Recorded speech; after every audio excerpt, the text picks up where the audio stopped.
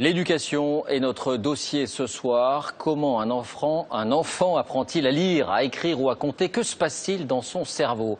Eh bien, les scientifiques apportent de plus en plus de réponses. Conséquence, les méthodes pédagogiques sont en train de s'adapter. Cela s'appelle la neuropédagogie. Vous allez découvrir très concrètement en quoi cela consiste.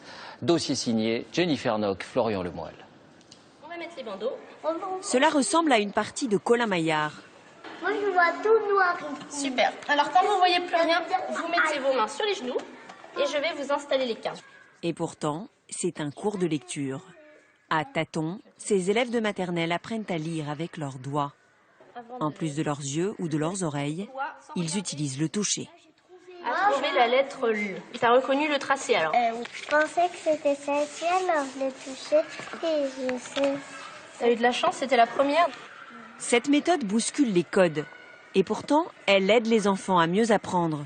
Chez eux, le toucher est un des sens les plus développés et naturels. D'ailleurs, c'est prouvé par les scientifiques. Édouard Jantaz est un grand spécialiste du cerveau des tout-petits. Pour lui, apprendre à lire doit se faire en 3 dimensions.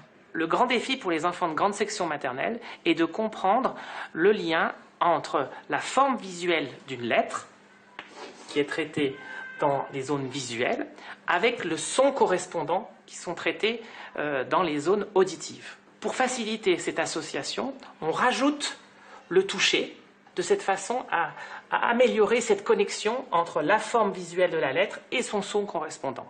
Et dans la tête des enfants, ça marche. À la fin de l'année, ils se trompent moins et reconnaissent plus de mots. Quand la science et l'éducation se rencontrent, c'est ce qu'on appelle la neuropédagogie. Apprendre à stimuler de nouvelles zones dans le cerveau, créer des connexions, voilà les objectifs des scientifiques. Leurs expériences, ils les mènent aussi chez les ados. À cet âge où les émotions prédominent, comment les canaliser? Et voilà comment démarre le cours de physique.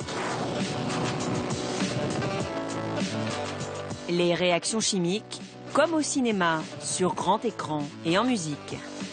Pour ce professeur, il s'agit de surprendre ses élèves, susciter une réaction que les scientifiques appellent émotion positive et qui va les aider à se concentrer. On met une petite vidéo ou une image des fois ou un texte qui les capte, c'est hop, tout de suite ils sont en émotion positive et ils se mettent à écouter le cours et c'est vraiment intéressant. Alors après on s'aperçoit qu'au bout d'un moment, des fois ils repartent et bien hop, on met une autre petite vidéo, on les remet dans l'émotion positive et c'est reparti pour un moment. Quand le cerveau éprouve une émotion positive, il sécrète de la dopamine, une hormone du plaisir qui lui donne envie d'apprendre. Au contraire, quand des émotions négatives comme le stress ou l'angoisse s'accumulent dans le système limbique, le cerveau se bloque.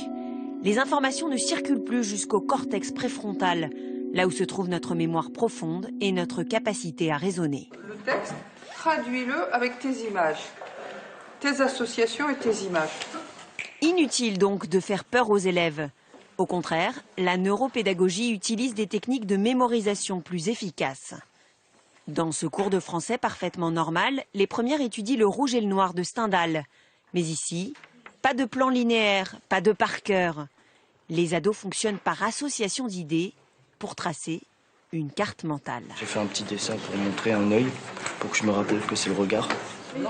Objectif, rattacher le texte à des images et des souvenirs personnels. Car c'est prouvé, le cerveau établit alors des connexions plus rapides et retient mieux les informations. En le dessinant, en plus, ça m'aide parce que du coup, je m'en souviens. J'ai détaillé plusieurs parties, comme ça, tout ce que, par exemple, Madame de Rênal voit de Julien et ce que Julien voit de Madame de Rênal. Je vais me rappeler dans ma tête du petit cœur qui va me rappeler du titre qui après va m'aider à me souvenir de ce que j'avais marqué. En 2007, un rapport de l'OCDE s'est penché sur ces méthodes et il les a jugées encourageantes. Reste aux professeurs et aux scientifiques à coopérer pour les mettre en pratique.